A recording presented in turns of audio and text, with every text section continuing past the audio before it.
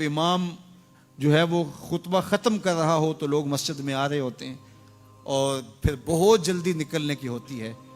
इमाम के मिंबर पर बैठने से कबल मस्जिद में आने का रुझान पैदा करना चाहिए।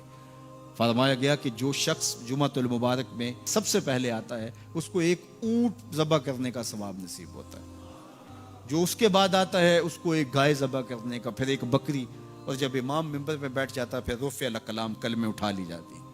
फिर उसके बाद आम जो सवाब है वही मुरतब होता है, वो जो ख़ास सवाब है अव्वलियत का वो फिर उठा लिया जाता है। इसलिए कोशिश करें। मैं समझता हूँ इसमें हमारे खुतबा का भी बहुत कसूर है कि बाज़ का मिंबर से कोई मरबूत गुफ्तगू नहीं मिलेगी, कोई मुनज़्ज़म कलाम नसीब नहीं होगा और कोई बामकसद बात लोगों तक नहीं पहुंचाई जाएगी तो लोगों की दिलचस्पी नहीं होगी, लोग फिर देर से आएंगे। एक तो ये बात भी है, लेकिन दूसरी बात यह है कि हमारे यहाँ अमूमी तौर पे इज्तिमाई रवैया यह है कि मस्जिद में देर से जाने का फैशन, तो इस फैशन पे ना चले, बल्कि इमाम और ख़तीब के मिंबर पर बैठने से कबल जितना वक्त गुजरेगा आके बैठ के तिलावत करते रहें, ज़िक्र व फ़िक्र में मशगूल रहें।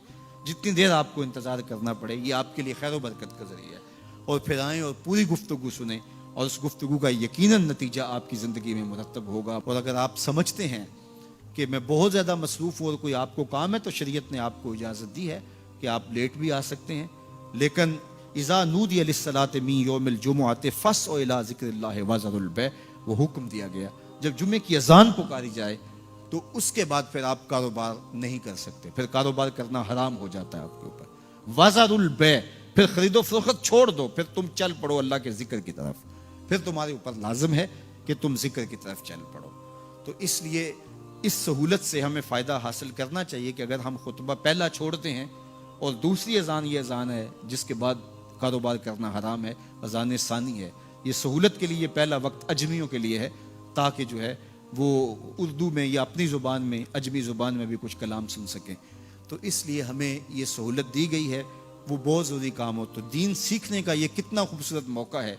हर जुमे आपको किसी न किसी मौजू पे एक ख़तीब लेक्चर देता है, बात सुनाता है और एक मौजू पर मुख्तलिफ अहादीस पुरानी आयात को पढ़ के मुताला करके नतीजा निकाल के आधे घंटे में पौने घंटे में आप तक एक पूरा मैसेज डिलीवर करता है।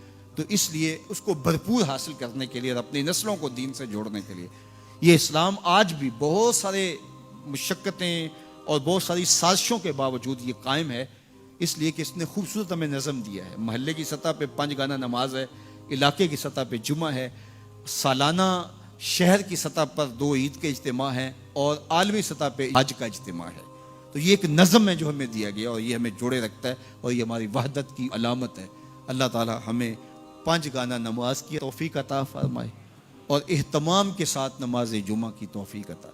एक हदीस में आता है जिसने 3 जुमे बगैर किसी उज़र के तरक कर दिए उसके दिल पर निफाक की मोहर लगा दी जाती है। अल्लाह हमें महफूज फरमाए। व आखिर